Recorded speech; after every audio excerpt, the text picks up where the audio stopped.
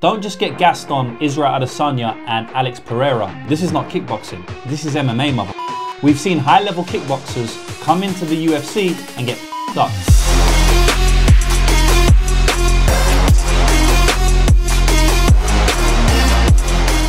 What is up, boys and girls? Welcome back to another episode of the Lucrative MMA Betting Show. This time out, we got Brando Moreno taking on Amir Albazi in a UFC Fight Night main event. And the card is pretty decent, you know. I'm gonna have a lot of bets on this card. I'm hoping with my breakdowns today, I will help you make some money. I had a great reaction to the last show, lots of comments, lots of love, lots of likes, lots of views. And I actually had a lot of comments and a lot of DMs telling me that my reads on the last show were on point. You know, we called a lot of outcomes in that one, like Khamzat Chimaev to get it done in the first round, Topuria to win via knockout. So the reads were pretty on point, and I've done tape research this week. I've done my research, and I'm gonna do my best to bring you the best analysis I can this week. So the card is not as good as the pay-per-view we had last week. Obviously, you know, it's very hard to beat a main event with Topuria and Max Holloway. It's very hard to beat a co-main like Robert Whittaker versus Khamzat Chimaev, and I did enjoy the card. The card also pissed me off. You know, I had a massive bet on Carlos Leal, one of my biggest bets of the year, at a big underdog price, and I thought he won the fight cleanly, and obviously he got a unanimous decision scored against him. We always knew that was possible going into that part of the world against those type of fighters. Obviously, Rinat Fakhretdinov was going to be treated better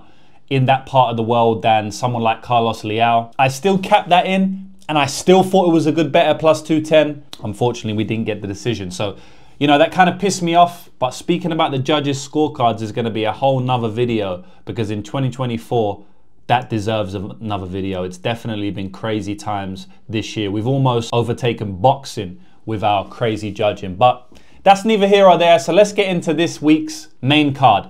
And the first fight of the night we have is Brando Moreno taking on Amir Albazi. So we got Brando Moreno coming in with a record of 21-8-2. That's a mouthful. And we have Amir Albazi with a record of 17-1. Currently we have Brando Moreno coming in as the favorite at -154, and Amir Albazi with an underdog price of +134. So yeah, this is an interesting fight in the flyweight division. Flyweight is my favorite division. It's been my favorite division for many years. I just feel like the skill sets that those guys can produce, you know, going back to Mighty Mouse, Alejandro Pantoja, people like that, they can produce the highest level of skill sets in mixed martial arts. You know, the best technique, the best form, the best cardio. And the reason for that is because they weigh the least, right? So they're gonna get tired out less. They're gonna be the fastest because they weigh the least. And their form is also gonna be the best. If you're a 300-pound man, it's gonna be a lot harder throwing a lead leg high kick than it is if you're 125-pound man. And outside of that, flyweight fights are just bangers. I can't believe Dana White was going to get rid of this division once upon a time. Shout out to Henry Cejudo. But yeah, this matchup is an interesting one. You know, for me, it's kind of like a love-hate matchup in that I love Brando Moreno and I hate Amir Albazi. And I don't mean that personally. The reason I'm saying that is because I bet on Kai Kara France against Amir Albazi in his last fight. And in my opinion, Kai won the fight fairly cleanly, and it was a bad decision. It was basically a robbery. Now, I don't like to use the word robbery often because, you know, close fights can be seen multitude of ways, and robbery is a word that's thrown about way too often these days. But even though I had a bet on Kai Kara France, with that to the side, I truly believe he won that fight cleanly. I would say it's a robbery. And that's kind of why I hate Amir Albazi, you know, he lost me that bet. And on the Brando Moreno side, in his last fight, he fought Brandon Royval. And I won a lot of money on that fight. I won, my subscribers won, and anybody who was listening to me breaking down the fights that week probably won a lot of money too, because I called Brandon Royval to win, and I called him to win via decision, which was a +800 odds. I also called on the exact same card, Brian Ortega to win in round 3 and 4. I put them in a parlay, put that on my website to all my subscribers. We all played the parlay between Brandon Royval points and Brian Ortega to win in round 3 and 4. And I put $500 on it and it paid out 40 grand. That video went viral, my reaction to winning that money. I posted on Instagram, on Twitter, and it went viral. Got a lot of new DMs, a lot of followers, a lot of hate, a lot of love, everything that comes with going viral. For the winner, Royval. by split decision, Brandon. Yes! Easy! Easy 50K. Light work, brothers.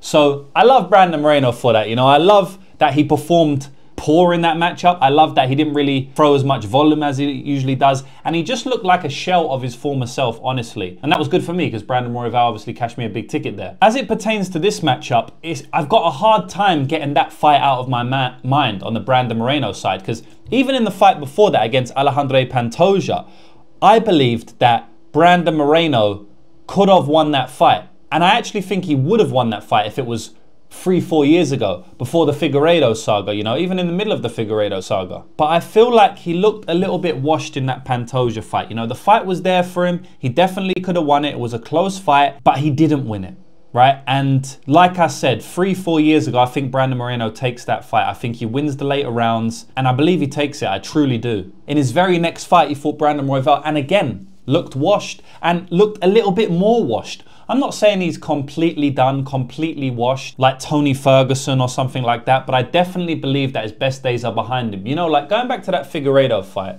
or the 4 Figueiredo fights, when you fight someone 4 times in a row, it takes something out of you. Now, Figueiredo has looked good since he's moved up in weight class, but he's reinvigorated. He's moved up in weight class. Something's changed for him. Even then, I don't think he's looked amazing at bantamweight, to be honest. I still think his best days are behind him, but I guess moving up in weight class has reinvigorated him a little bit, and we know the weight cuts were killing him. But on the Brandon Moreno side, you know, he's earned millions from those fights against Figueiredo. It's very hard to come back and win a title or even perform well after going through a saga like that. Those Figgy fights were brutal. The first fight, he took a lot of damage. The third fight, he took a lot of damage. The second fight and the fourth fight, he didn't. But even mentally, it's exhausting to go through that. That was a big reason why I picked Ilia Topuria to win against Max Holloway, because, you know, Max had been through the ringer at featherweight, coming back down in weight class now, trying to win the title again. It's a tough, tough ask. These things are not spoken about in MMA that often. These things are not spoken about in MMA handicapping often, but the mental aspect of MMA is massive. These things make a massive difference, right? The mental side of the game makes a massive difference when it comes to MMA competing. And it's exactly the same when it comes to MMA capping as well, but I won't go off on that tangent. I guess what I'm trying to say, boys, is that rather than looking heavily into the stylistics of this matchup, which I can cover, and which I think loads of people are going to cover this week anyway, I'd rather speak about the trajectory side, the mental side. And I truly don't believe that Brandon Moreno is as he used to be, mentally or physically. I think he's lost the beat athletically in the last few fights, and I definitely think that he's not all there mentally. On the other hand, Amir Albazi is undefeated in the promotion. Now, I think he should be defeated. I think he lost his last fight, but at the end of the day, mentally, he's still a winner. I'm sure he's convinced himself mentally that he won that fight. Even if we don't agree, it doesn't really matter in terms of the mental side, because Amir Albazi could have easily placeboed himself into believing that he's the rightful winner of that fight, and that if he beats Brandon Moreno, he's going to fight for the title. If he beats Brandon Moreno, he probably fights Pantoja or Asakura for whoever wins that title matchup. That's massive motivation, boys, and that can't be understated. Now, let's touch on the stylistics a little bit. I think the stylistics are fairly close. You know, we've seen Brandon Moreno lose rounds and lose fights from being controlled. We've seen it in more than one Pantoja fight, and I mean his fights with Pantoja, you know, he's had multiple fights with him, and he's lost all of them via control time for the most part. Amir Albazi is a master at getting control, you know. In his fight against Kai Kara-France, he only got 1 takedown, right? And he actually got taken down twice by Kai Kara-France. But even with that 1 takedown, he was able to get the back of Kai Kara-France, threaten rear naked chokes, and in the entire fight, he got 6 minutes of control time. 6 minutes of control time is significant when you only get 1 takedown. He's a master at finding the back, he's a master at control time, and I do think that that can win him rounds here stylistically. When we're speaking about the striking, I think that the calf kick is going to be a weapon for Amir Albazi here. I think that Brandon Moreno is the better striker. But like I said, I think he's lost a beat athletically. So I could see Amir Albazi having some success with the boxing here. You know, to beat Amir Albazi cleanly, it seems like you have to walk him down, stalk him, be very physical, and land heavy shots. We've seen Jose Shorty Torres do that on the regional scene, and I do think he's improved since then. But I guess he gave the blueprint on how to beat Amir Albazi. Brandon Moreno's never been that type of guy that's extremely physical, hits hard, walks you down. Like Figueiredo, in my opinion, stylistically, is a bad matchup for Amir Albazi. Right? At this time in their career, I don't know who would win because Figueiredo's a little bit washed at flyweight. But That's the type of style you need to beat Amir Albazi. Brando Moreno is a little bit more of a mover. He likes to stay on the outside a little bit more. When he gets in close quarters, then he swings down, but he's not pressuring you with heavy shots. It's usually more volume, pace, pressure, and he wears you out over the course of 5 rounds. Amir Albazi has shown a very good gas tank, and I just can't get the fact that Brando Moreno hasn't been pushing it in the last 2 fights. That fight was winnable against Royval, very winnable. That fight was winnable against Pantoja, very winnable. Both times, in my opinion, mentally he lacked and he didn't push when he needed to push. So for that reason, and looking at the odds, I have to take Amir Albazi to win here. I don't think it's going to be an easy fight. I think it's going to be a close fight. I think either fighter has paths to win it, for sure. But Amir Albazi is an underdog. His career trajectory is much higher. I don't think he's washed. In fact, I think he's probably just reaching his prime now. And I've already spoke about the negatives on the Brando Moreno side. So yeah, I'm going to go with Amir Albazi to get a decision win here, mainly based on control time. The next fight of the night, we got Erin cold-blooded Blanchfield against Rose Namajunas. Good matchup. Both girls have high-level skill sets. It's going to be very interesting to see the way this plays out. Now, this is not a hard breakdown, to be honest, stylistically, because at the end of the day, Erin Blanchfield needs takedowns to win. If she doesn't get takedowns, she's going to get chewed up on the feet. If she does get takedowns, she's probably going to dominate. And that's the same in almost every single one of Erin's fights, outside of when she come out there and really put it on Jessica Andrade on the feet. I bet on her in that fight as a plus 140 underdog, and I did think she could compete at moments in the feet, but I didn't expect her to put on a good striking performance like that. She took a lot of punishment, but she showed an amazing chin, and she showed crazy durability and pressure against someone like Andrade, who doesn't really get pressured. But basically, outside of that fight, she needs takedowns to win. And to be honest, she still needed a takedown to get the submission over Andrade in that fight. So it's really a question of, is she going to be able to take Rose down? Now, I've gone back and I've watched a lot of Rose Namajunas' fights, and she doesn't have great takedown defense, guys. You know, she gets taken down quite often. I think it's got better as the years have gone past. You know, back in the day, she was getting taken down a little bit more. She definitely does the right things these days. She actually wins with her own control time as well, which can offset some wrestlers. She won on control time against Amanda Ribas. She won on control time against Weili Zhang, which is an amazing win. She actually beat Zhang twice, so yeah, 2 amazing wins from Rose there. So yeah, she's got better at takedown defense and overall grappling as the years have gone by. I still don't think she's on the level of Erin Blanchfield, but as long as she doesn't let this fight touch the mat, she doesn't have to be on the level of Erin Blanchfield. Now, you know, I do want to speak about the mental side a little bit like I did in the last fight. Rose has fought the best of the best of the best. You know, Rose has fought some killers in her day. I mean, let's just go for her record now, because it's actually astounding. She's fought Angela Hill, Carla Esparza twice, Tisha Torres, Joanna Jędrzejczyk twice and beat her twice, Jessica Andrade twice, Zhang Weili twice, Manon Fiorot, Amanda Ribas, Tracy Cortez. Like, her strength of schedule has been nothing short but spectacular, and that helps you a lot moving forward into your other fights, right? If you fought the highest level of competition, then it just gives you that veteran savvy. It gives you that experience. And she's used that experience edge to win her last couple of fights, especially in the one against Amanda Ribas. You know, if that was an early Rose in her career, she probably would have lost to Amanda Ribas, but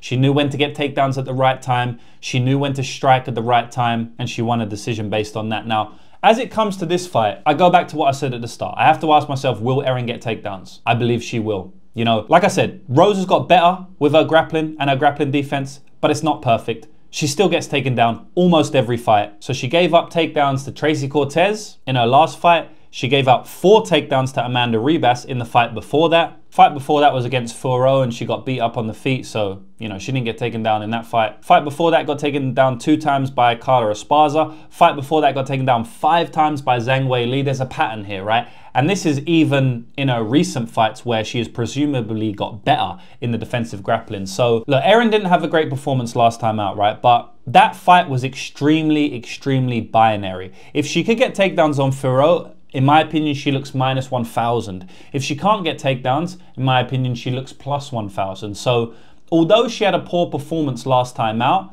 it doesn't mean that much to me, because Erin will always have a poor performance unless she can get takedowns, for the most part. She's just not that good of a striker. And especially against someone like Fiorot, who is a beast on the feet, it was no surprise to see Erin looking like a massive underdog in that fight. Like I said, they fight tomorrow. She gets one trip takedown. Manon Fiorot slips on a kick. Erin Blanchfield all of a sudden looks minus 500. So I'm not going to hold that against her too much. And let me tell you something now. Rose does not have the physicality of Manon Fiorot. Now, she does have better grappling, so it may even out a little bit, but her grappling's not on the level of cold-blooded, in my opinion, especially not defensive grappling. Like, I think if Erin gets on top of her, it could be a very, very long night for Rose Namajunas. It could be a finish on the first takedown. And if not, she's probably going to get damaged, probably going to get badly ground and pounded, and I could see Erin working her way to the back to get a rear naked choke, or even to a crucifix position to damage her, and then maybe she gets the back from there. I could see Erin finishing this with many different submissions, to be honest. Guillotine, armbar, most likely a rear naked choke though. So yeah, I'm gonna go with Erin here. Like, I think she's gonna come back after that poor performance against Manon Fiorot. I think she's gonna put the division on watch again. I think she's gonna remind everyone why she was called cold-blooded. A lot of people are down on Erin because of that last performance, but like I said, if we look a little bit deeper, I can excuse her for that one. So it's still a close fight, right? There's no locks in this game, and if there is, it's not gonna be in this fight. I still do think Rose has a chance to win the fight. She's the much better striker, so if she can keep it on the feet, she's going to win. And on top of that, she has a massive experience edge, and she's fought girls that are better and way more well-rounded than Erin Blanchfield. She truly has. And she's beat those girls or put up very close fights. But just like Moreno, I think she's lost something athletically. I don't think she's looked that good against Cortez and Ribas in her last fight. I think she looked much better against Zhang Weili in those two fights. But those were a long time ago now, boys. They were 3-4 years ago. We're in the year 2024, soon to be 2025, and I think that Rose Namajunas' time is running out, at least at this level of the division. And I do rate Erin at the very top of the division. So I'm taking Erin Blanchfield in this one, and I actually think she gets it done inside the distance. Next up, we have Derrick Lewis, the Black Beast, returning against Jhonata Dhiniz.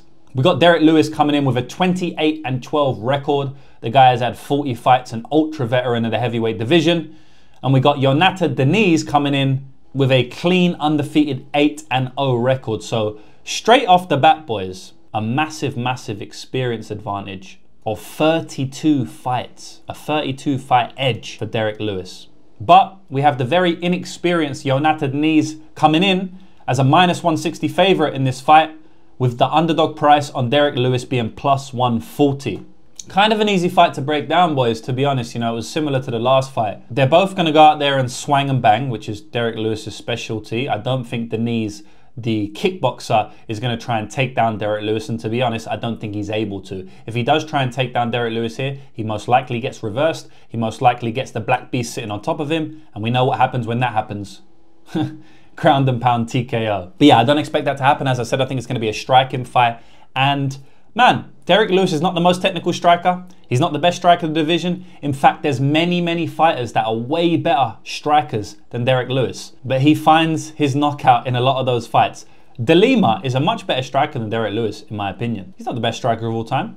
He's better than Derrick Lewis. What happened? First round TKO, brutal TKO. Alexander Volkov is a much better striker than Derrick Lewis. What happened? Third round TKO, brutal KO. Curtis Blades is a better striker than Derrick Lewis. First round TKO. Even in Derrick Lewis's last fight, Rodrigo Nascimento, there's an argument that Nascimento is a better striker than Lewis in terms of technicality. You know, he's probably got better fundamentals, but it doesn't matter because the Black Beast has some crazy, crazy knockout power. And honestly, guys, I kind of feel the same thing's going to happen that happened in those fights, in that Derrick is coming up against a clearly better striker, but he's got a big, big chance for a knockout. Now, Dhiniz is probably a better striker than all of those guys I mentioned outside of Alexander Volkov. Like, Dhiniz has been striking for his entire life. He fought for Glory, which is one of the best kickboxing organizations in the world, and he fought some high level guys over there. Even fought Rico Verhoeven, which is one of the best heavyweight kickboxers of all time. And he lost via decision against him. You know, he didn't get knocked out, which is saying something in and of itself. But first of all, that was a long time ago.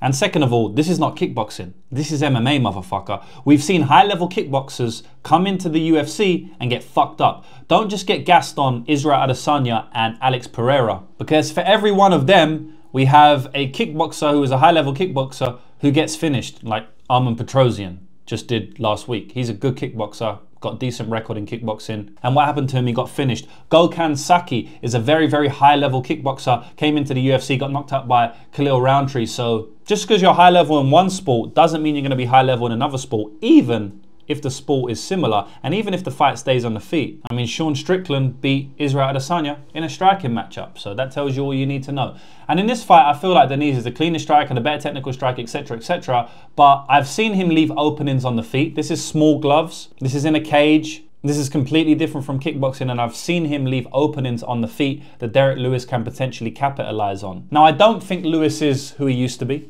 I think that he's a little bit washed these days. I think that Lewis is a little bit of a flake at times. You know, when the fight doesn't go his way for 1 or 2 rounds, he can kind of mentally quit in there. He can still get a knockout. We've seen it time and time again. He half mentally quits and still gets a knockout. So it's not impossible, but, you know, I feel like his best days are probably behind him, but he might not need his best days to beat someone like Dhiniz. Power is the last thing to go at the end of the day. So Lewis is going to have his power until he retires, and he may only need his power in this fight to land a knockout blow. Dhiniz can put it on him, crumble him with a shot. You know, that's 100% possible here. I'm not saying that that's out of the realm of possibility, but if you go back and watch his fights with Carl Williams, you know, Carl Williams abandoned the takedowns in that fight. And there were still moments on the feet where he had his moments. He cleanly lost on the feet. Of course, he's going up against a pure striker, but Carl Williams is more of a wrestler, and he still had his moments on the feet there. If Derrick Lewis has his moments, he might turn Dhiniz's lights out.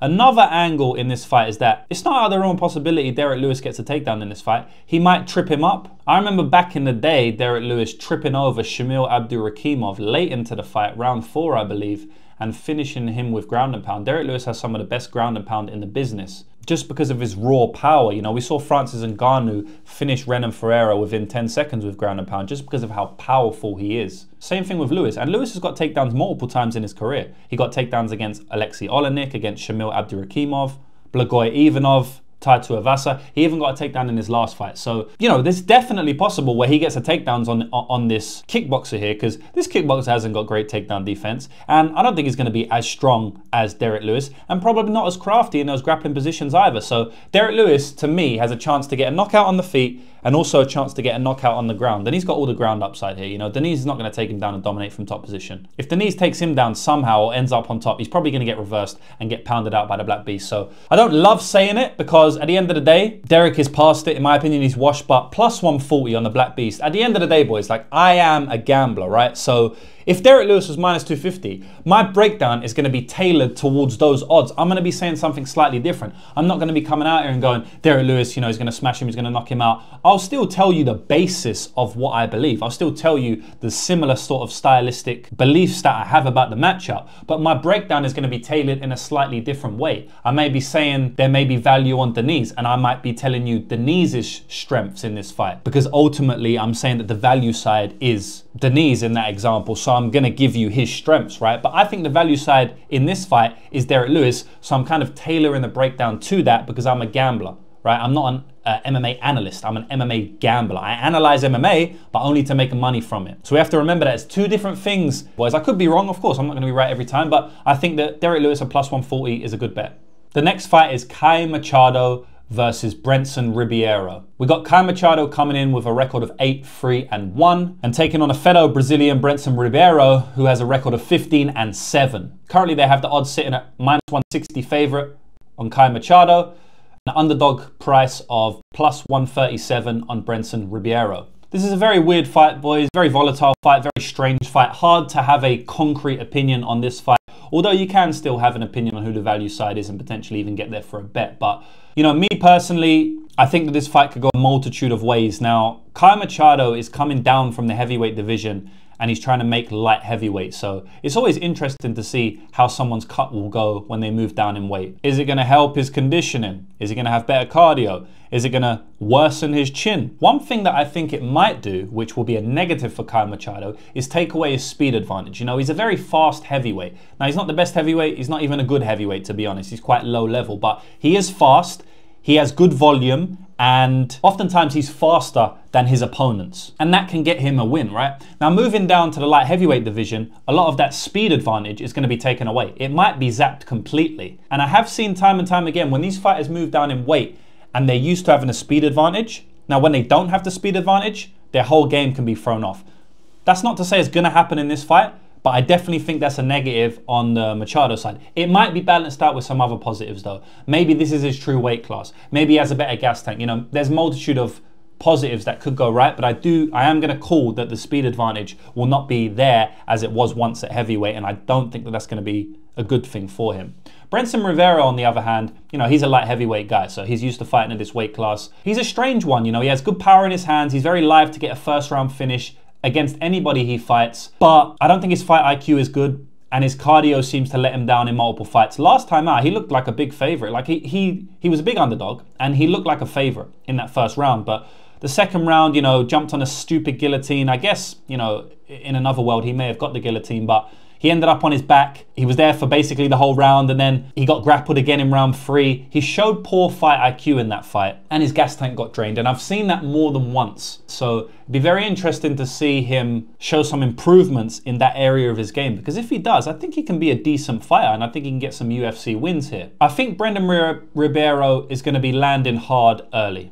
And I think he could just put Caio Machado's lights out, especially coming down to light heavyweight division. Might affect his durability. His durability is not the best anyway. You know, I've seen him basically knocked out on the regional scene by that 50-year-old or whatever it was, Lee Main, who he then rematched like a year after. That was hilarious, doing tape study for this guy. He also got dropped by Don'Tale Mayes, you know, which isn't the greatest look. Don'Tale Mayes doesn't have much power on the feet, so I definitely think he can get hurt in this fight, potentially even finished. Now I will say that the same can happen from Brendson Rivera, because Brendson Rivera doesn't have a great chin either. He's been hurt, wobbled in many fights that I've seen, but I will give him some finishing upside, at least early in this fight. Now, after round 1 is where it becomes interesting. You know, Machado seems to have a better gas tank, but if he drains himself so much, coming down to light heavyweight, it might not be a big advantage for him. It may be more of an advantage, you know, if his conditioning is more on point. I have looked at his social media, and he does look to be in good shape, so I guess the weight cut is going well at the moment, but we really don't know how this can affect him overall. I'm going to pick Brendson Ribeiro in this fight, or Brendson Ribeiro, I should say. One reason I'm picking him is because I think he has early finishing upside. Another reason is because I don't rate Caio Machado. I never really have. Moving down to light heavyweight, it might be a desperation move. And again, I am a gambler, and he is the underdog at the moment. So in the fight where I look at it and it seems fairly 50-50, maybe I even give some advantage to Brendson Ribeiro, I'm definitely going to pick him to get this win. The next fight is actually quite a fun one, although I think it might play out to be a little bit boring at times, although I think it's going to heat up as the fight gets into round 3. Bit of a wild breakdown, but that's how I see the fight playing out. So we have Marc-André Barriault coming in with a 16-8 record against Dustin Stoltzfus, who comes in with a 15-6 record. Currently, we have Marc-André Barriault as the -200 favorite and Dustin Stoltzfus as the +170 underdog. Now, I actually did tape for this last week, and the reason for that is because when I saw +1, I think it was like +190 or something, on Dustin Stoltzfus last week, I thought, okay, I need to tape this ASAP because this may be a big bet for me. Now, to my surprise, when I started to do tape, I completely disagreed with that notion. I still think Stoltzfus can keep it close at times, but I just think that MAB's pace and pressure and cardio will be the tail of this fight, like it is in most of his fights. If MAB ain't getting knocked out, he's usually dragging a war out of his opponents, for the most part. Now, I think that for the first round, you know, Stoltzfus is going to keep it very competitive. He might get takedowns of his own. He might get some wrestling of his own. He may even get ahead on the strikes on the feet. But I think that the longer this fight goes, and I do believe it to go long, I don't think it's going to finish early. I think the longer this fight goes, the more MAB's pace and pressure is going to get to Dustin Stoltzfus. Stoltzfus is a solid guy, man. He's a solid guy, and he's clearly improving. But if you go back and watch that Carl Dawkins fight, he kind of just got washed in that fight in the clinch, which is MAB's speciality. And just with the pace and pressure of the clinch, and he kind of wore out as the fight went longer. And I see the same thing happening in this fight. I think Marc-André Barriault is going to get him up in the clinch, and I think that he's going to land body shots in the clinch. You know, he has beautiful uppercuts to the head in the clinch, and also good body shots in the clinch. I don't think Stoltzfus is going to be able to keep out of the cage clinch for long enough needed to win this fight. If he doesn't land a big shot on Marc-André Barriault, I just see MAB eating him up with the pace and the pressure like he does to basically everyone he fights. So yeah, I'm taking MAB to survive some type of storm, to have a competitive round 1, but start to dominate round 2 and round 3, get his own clinch game going, get his own takedown game going easily. I can actually see Marc getting a 3rd round finish in this one, like he has done many times in his career. Obviously, it could be to decision. Dustin Stoltzfus is a solid guy, but He's more solid in the chin and less solid in the back and forth cardio, pace, pressure, war type of fight. So yeah, I'll go with Marc-André Barriault in this one. Round 3 or decision. Next fight of the night is Mike Malott versus Trevin Giles. Now we got Mike Malott coming in with a 10-2-1 record, and Trevin Giles is coming in with a 16-6 record. At the moment, we got Mike Malott as a -250 favorite and Trevin Giles as a +210 underdog. Now, if you've been following me for a long time, you know that I am not a Mike Malott believer. I've actually bet against Mike Malott in every single one of his fights so far in the UFC. And that has worked out very well for me, even though I've lost 80% of the bets. So I'm currently 1-4 on Mike Malott's fights. I've lost 4 times and I've won once with Neil Magny. I've bet against him every single time. But because Neil Magny was such a big underdog at +300, and because I bet on Neil Magny to win in round 3 at 33-1 odds, I've actually made way more money than I've lost on Mike Malott fights, which is kind of crazy, right? I've bet against him 5 times, I've lost 4, and I've made loads of money on his fights. And in this fight, I've bet against him again. Now, let me just explain this fight, because this is a true sports betting value bet. And what I mean by that is my prediction is Mike Malott's going to finish Trevin Giles. And when I pick an underdog, when I bet on an underdog, I don't like to say my prediction is they're going to lose, because sometimes I feel like it's a cop-out. I like to be confident in my predictions, but at the end of the day, I have to be fully honest with you guys and transparent. At the end of the day, I do think Trevin Giles is most likely going to get finished. Like, if someone had a gun to my head right now and said, I'm going to shoot you and kill you if you don't get the prediction of the Trevin Giles and Mike Malott fight correct, I would say Mike Malott wins inside the distance. Luckily, someone doesn't have a gun to my head. They ain't going to shoot me, so I can bet on value, because that's what the game is about, boys. I think that Trevin Giles has a real chance to win this fight. Mike Malott, in my opinion, is not a true fighter. Now, I don't say that to be disrespectful or anything like that. I just have seen lots of things in tape that make me believe that when the going gets tough, he's not the best nail, right? We have many fighters like this, boys, right? And I don't want to seem like I'm coming out against Mike Malott, because I respect him a lot as an athlete. I respect him as a fighter, you know, because at the end of the day, even if I don't think he's the best nail or he's got the most durability, I still respect him getting in there against killers and putting his health on the line and fighting. I respect anyone who gets in and performs in any martial arts contest. You know, I have fought myself many times in different disciplines, and I know how hard it is to step in there. So to do it on a stage like the UFC, full respect to anyone who does that. I just don't think he's got the minerals to dug out a tough fight. And I believe that I'm correct, and I believe I was proven to be correct in his last fight against Neil Magny. He was bossing the fight for the most part. When the fight got tough, when the going got tough, he ended up quitting. I think stylistically, Trevin Giles is going to pose some problems with the boxing. But like, I do think Mike Malott has very good boxing as well.